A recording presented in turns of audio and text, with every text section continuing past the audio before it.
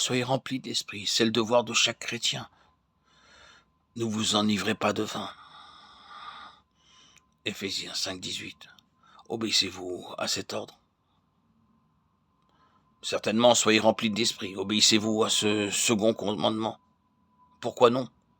N'est-il pas aussi péremptoire que le premier? Si vous aviez l'habitude de vous enivrer, votre conscience ne protesterait-elle pas? Si vous n'êtes pas rempli de l'esprit, si vous n'avez jamais fait cette expérience, sentez-vous votre responsabilité? Dieu n'est-il pas déshonoré aussi bien lorsque nous refusons d'obéir à l'un de ses commandements qu'à l'autre? Et comme la grâce d'une telle expérience n'est refusée à personne, personne ne sera excusé s'il s'en prive volontairement.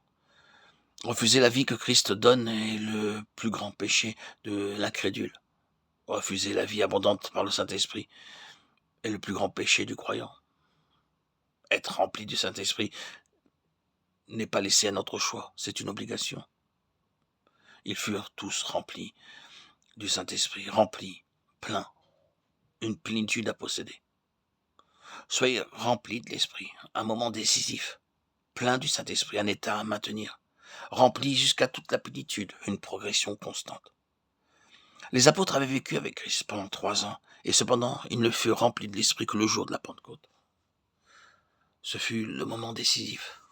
Ils furent remplis plus d'une fois, si bien qu'il nous est dit d'Étienne et de Paul à certains moments qu'ils étaient pleins du Saint-Esprit. C'était un état permanent. Mais il y avait une plénitude infinie à laquelle ils pouvaient puiser suivant leurs capacités respectives. Ainsi, la plénitude se renouvelait sans cesse. C'est une progression constante. Il doit y avoir un moment précis où nous sommes remplis pour la première fois. Mais l'expérience doit se répéter afin que nous soyons toujours remplis de l'Esprit et que notre capacité s'accroisse. Pour être vraiment spirituel, il faut obtenir la plénitude de l'Esprit et la conserver. On commet parfois la grave erreur d'attendre une manifestation visible à ce sujet, et souvent d'une façon si peu fidèle à l'enseignement scripturaire que beaucoup de croyants ont été égarés.